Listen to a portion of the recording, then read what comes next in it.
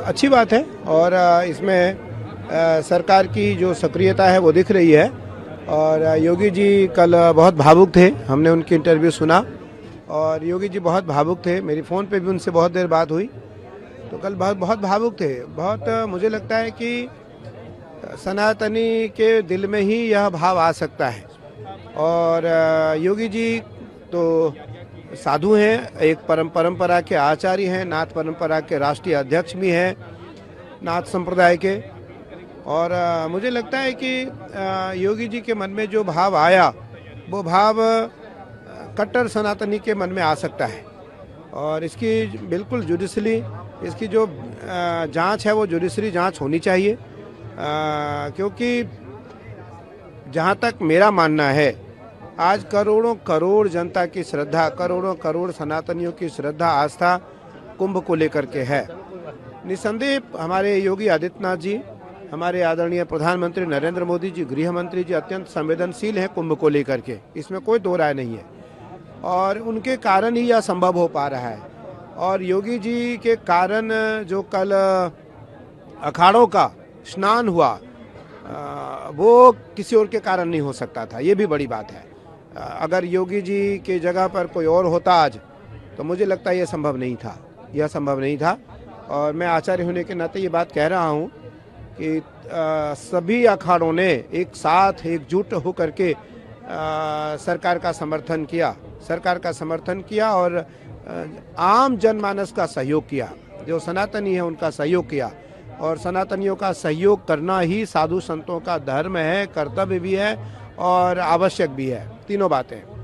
तो इसलिए सनातन धर्मावलंबी जो लोग हैं उनको इस बात का जरूर ध्यान रखना चाहिए कि हमें कुंभ की मर्यादा का पालन भी करना है।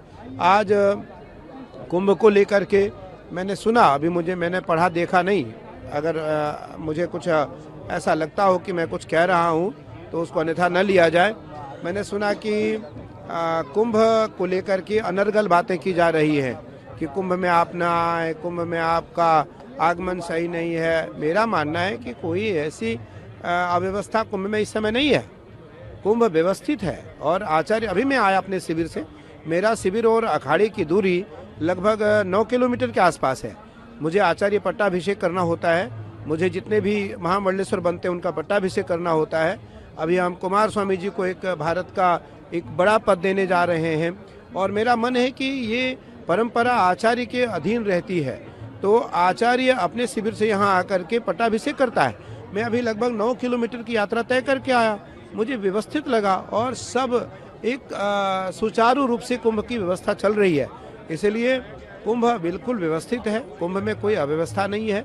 जो घटना हुई है उस घटना की जांच जुडिशरियल होनी चाहिए और उसकी जांच अगर राज्य सरकार और हाई कोर्ट के निर्देशन पर होती है तो निस्संदेह दूध का दूध पानी का पानी होगा।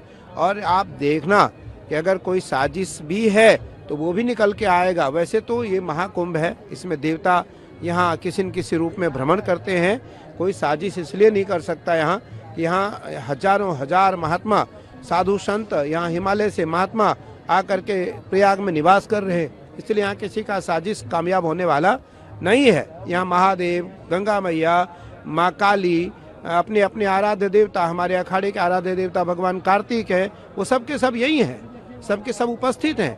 और जब कल योगी जी से मेरी बात हुई, योगी जी ने कहा कि आचार्य श्री सभी अखाड़े स्नान करेंगे।